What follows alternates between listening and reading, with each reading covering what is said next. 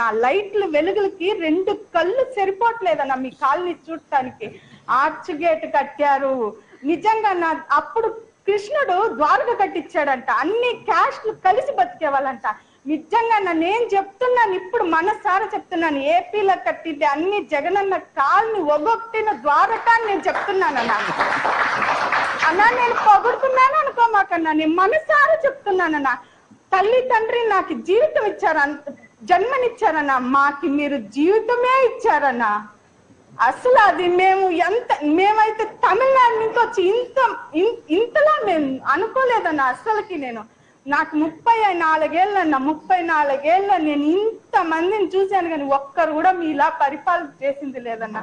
అది సరిపోక మా పిల్లల జీవితం సెటిల్ చేశారన్నా మీరు. మా అబ్బాయికి tab, books, pen, text books, బట్టలు, షూలు, పిల్లల్ని స్కూల్కి తల్లిదండ్రులు పంపిస్తే చాలని రాగి జాబా, మెనోలు, ఫుడ్స్, రకరకాల ఫుడ్స్, మధ్యాహ్నం టైంలో చిక్కీలు, గుడ్లు అన్ని ఇచ్చారన్నా. అన్నా మీరు నేను జన్మలు తీర్చుకోలేనన్నా.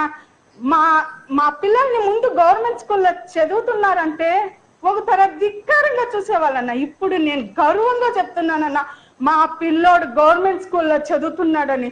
నాడు నేడు కింద ఎంత మార్చారన్నా స్కూల్స్ ని. ఆ టైల్స్ ఏమి, ఆ బెంచ్లు, డస్కులు, పిల్లల కోసం ఎల్ఈడి టీవీలు, బోర్డులు, అబ్బా నిజంగా దేవుడన్నా మీరు నాకు. నేను నిజంగా దేవుడన్నా. అది సరిపోక మా ఇంటి ముందు వచ్చి రేషన్ బండి అన్నా, మేము తినేది రేషన్ బియ్యం అన్నా. అంత బాగుంటుందన్నా రేషన్ బియ్యం. మా చుట్టాలు వస్తే బియ్యం అన్నం పెడుతుంటే ఏందమ్మా మీరు సోనా మసూరి బియ్యం తింటున్నారు అంటున్నారన్నా. ఈ జన్మలో మీరు తీర్చుకోలేమన్నా. నేను చెబుతున్నానన్నా, మీకు ఎంత థ్యాంక్స్ చెప్పినా సరిపోదు. మాకు ఈ లోన్లకి అన్ని అధికారులు లంచం అడగకుండా మా ఆడపిల్లల కోసం ఎంతో చేశారన్నా. పేరున నేను అందరికీ థ్యాంక్స్ చెప్తున్నానన్నా, మీతో సహా. ఎంత థ్యాంక్స్ చెప్పినా సరిపోదన్నా. కానీ మేము ఓటేసి మిమ్మల్ని ఆ థ్యాంక్స్ ద్వారా మేము గెలిపించుకుంటామన్నా. ఎన్నిసార్లైనా ఎలక్షన్ రాని జగనన్న